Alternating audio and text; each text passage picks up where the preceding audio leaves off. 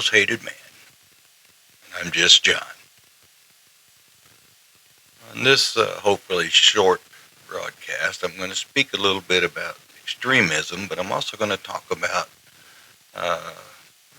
really, I guess it's the white elephant in the room.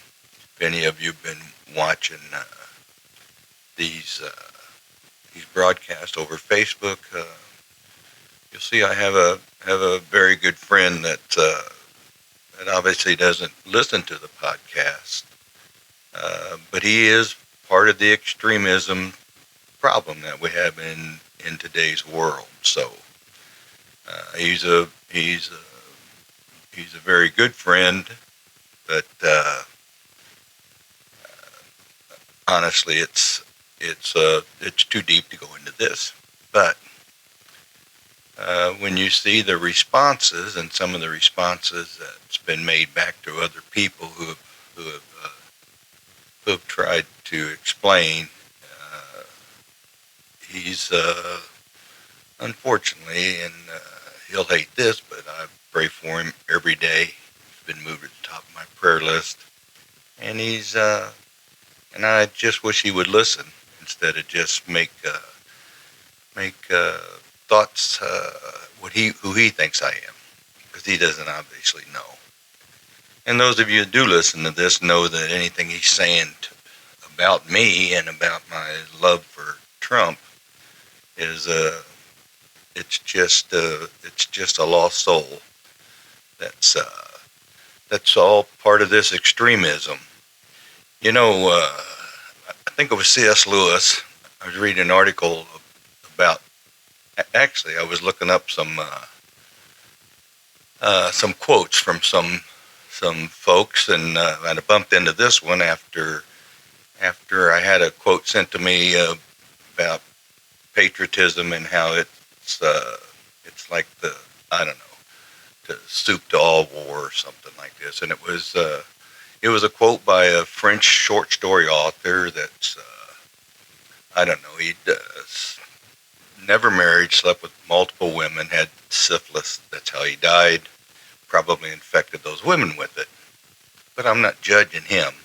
I'm just saying that's the kind of quotes that I get from time to time. Well, this one's from C.S. Lewis, and most of you, if you know a little bit about literature, he's a Christian, so that's going to turn a lot of you off immediately. But he speaks about extremism, and he says where it really goes, and I'm paraphrasing here, is we hear the first thing about someone, and it's kind of way out there. It's really, really ludicrous to even believe it. You see it every day on Facebook or on TikTok or on whatever that other thing is, X, and those kind of things. You see it every day on there, that it's something really extreme, and then the truth starts slowly coming out a little bit at a time. And sometimes it's partially true, sometimes it's not true at all. And a competent person might be able to look at this and see that no, this is really probably about half true, and that's normally where the truth lies anyway. We're right somewhere in the middle of two lies. That's generally where we find the truth. Although in today's world, it's almost like whoever says it first, if it's something really bad against somebody you hate, you would rather embrace the lie than understand the truth. Now nobody's completely evil and nobody's completely good. I mean, there was one in my book a long time ago, but since then there hasn't been any perfect people. But the point is that our country has become so divided that we have people on one side that anything that's said about Kamala Harris or Biden, they take it to the bank that this is the truth all the way through. This is it. This is where you're, then when when maybe some stuff starts to shed a little bit of a different light on that. If you're a true extremist, you won't ever believe it. You'll just stay right where you're at. No, I hate her, she's awful, or I hate whatever. And the same on the other side, you know. The only difference is you don't have to look near as hard to find the stuff on the other side, because there's newspaper articles, there's all kinds of press all over this guy. Which if he was if this guy had stayed a Democrat like he was back in the 80s or whenever it was, or back in the 80s or the 90s, we wouldn't even know this stuff about him, because he'd still be a Democrat, and the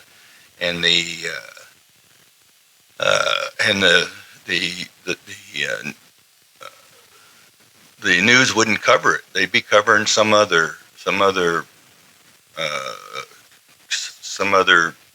conservative or some other, Republican, and then there'd be outrageous things said about him, and then all of a sudden it would be coming back and saying, well, wait a minute, that's not such a fantasy. I mean, we all know, for instance, that Hillary Clinton had a classified communications center in her home, not classified papers. I mean, classified right at the moment, up to date. All of this stuff in there was illegal. There's people in Leavenworth that have done a lot less than this, a whole lot less than that. But it was slowly and eventually just forgotten about. I mean, it's just all washed away because the left side owns the press, and that's who gets most of the press. Now you can believe it. I don't care. You don't have to believe me. All you got to do is be able to read or be able to listen, and you can tell that there's a difference in how things are covered. I happen to be a fan of the BBC, as a matter of fact, and they most generally, other than our economics, they could give a rat about what's going on here in the United States. They're just worried about the world's supposedly greatest economy going in the tank. So, so the rest of the world, we're not near as important to the rest of the world as we like to think we are. So, how do we fix this? How do we fix this extremism? How do we fix this where everybody just hates everybody? I mean, for instance, when I bring up the word and I say I'm pro-life, what does that immediately bring to you? Some people, it brings just like hatred. You want women to die. You want women to be carried to carry a rape victim or an incest victim or some other kind of thing. That's the immediate thing you see when you hear a pro-life. You say somebody's pro-life, and that's the extremism part of it. That's not the truth. Isn't the truth of any of the pro-life people that I know.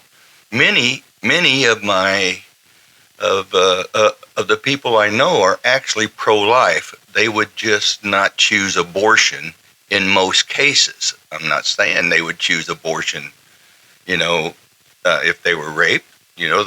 I would imagine they would. I would imagine for any of that kind of stuff. I don't know that many people, but I do know some that have been hurt. And if something would have come up like that, I would have supported them 100% on what they wanted to do. Now, I do believe there's a time that child in the womb falls under the Constitution and all its protections. Not just because it's inside a woman, but once it can live outside the womb, especially, and I don't care if it can live outside the womb in an incubator or whatever it is. If science can keep that baby alive, then that baby's alive. I mean, if we're going to follow the science, then let's follow it every place. I had this discussion with my doctor yesterday, as a matter of fact, talking about the COVID vaccine. And that's another subject. But so anyway, if you're out there and you're one of the extremists out there, and anything that the news says about Trump or Harris, and whatever side you're on, you just take it as that's the word of God, then you're doing a great injustice to this country. You need to look at the country not as who's running, but who can do the best for our country right at this moment. And I'll never tell you who I'm voting for. It shouldn't be as obvious as it used to be, but I am not a. You've known from my very first broadcast that I am not a fan of Donald J. Trump. I was not a fan of Joe Biden. And just one other thing. I know I'm running a little bit over. One other thing. For the liberals out here, you have a candidate running for you that you had no say in as being your candidate. I want you to ask yourself, had there been had Joe Biden dropped out before the national convention for the DNC's national convention, had Joe Biden dropped out, had he dropped out before and other Democrats jumped in there and decided they wanted to bid for the candidacy of the United States of America on the Democratic ticket, do you believe that Harris would have been your candidate? Just be honest with yourself inside. You don't have to tell anybody. But I will tell you, I've asked some fairly liberal people that are never Trumpers, are Trump haters, are all those things that everybody says about it. And I've asked them that question. And they said, absolutely not. I would not have voted for her. So, if I was a liberal, I'd feel like it was robbed from me, that I didn't get my choice. They let Biden run, and they let him get all this, and then he selected your running mate. One man, Joe Biden, who's even he's I don't know what he is, but one man doesn't select that. That isn't how this country works. But you, as a liberal, should speak up. You should speak up and say, wait a minute, this is wrong. This is wrong. I think the Republicans would have complained about it had they thought that Harris was going to be such a tough component. So they didn't do their job. The liberals didn't do their job. And the only people that are going to lose are going to be you and I, because we're going to have to live with one of these two for the next 4 years. As we go on, I'm going to continue to talk about a third party, and a strong third party, not a third party just to sway the vote. I was reminded that Ross Perot got over 30% of the vote, and he only dropped out when some personal stuff started coming up, and as it was told to me, he didn't have a thick enough skin to be able to get through it. So, how many of you could actually let your entire life go up in front of everybody in the world and let people say what they want to, whether it's true or not? So, anyway, just think of that as we talk about this as it goes on. Is the Democratic Party doesn't have a primary elected candidate. They have a selected candidate. That's what you have, and it's selected by one man. Well, selected by a bunch of delegates, but they weren't going to go against him, and those delegates generally follow what the public say.